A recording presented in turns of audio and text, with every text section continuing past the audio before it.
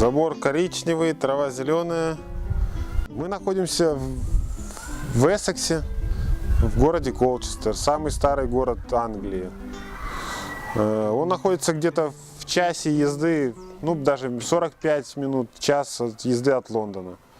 А район города это Ньютаун.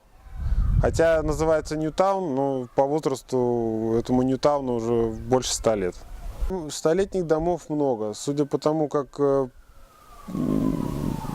эти мировые войны долетали до Великобритании, так у них тут много чего стоит и стоит очень давно. То есть ничего не перестраивалось, не разрушено.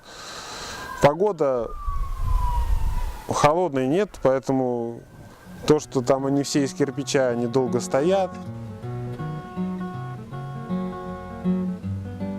Для русского человека это может быть штабик больше, чем дом.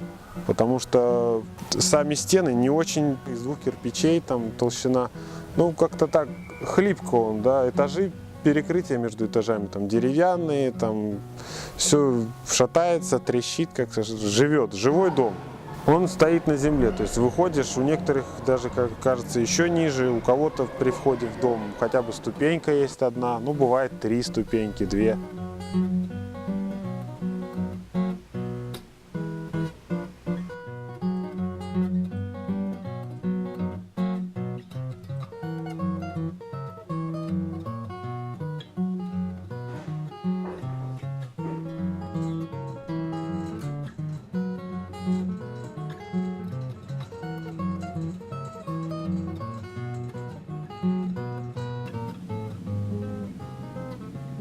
В начале 60-х и там до конца 60-х многие перешли на газ.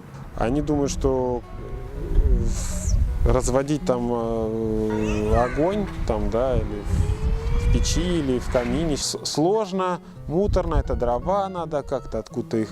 Все это их напрягает. На всей нашей улице, только в одном месте я знаю, что есть живое пламя, огонь.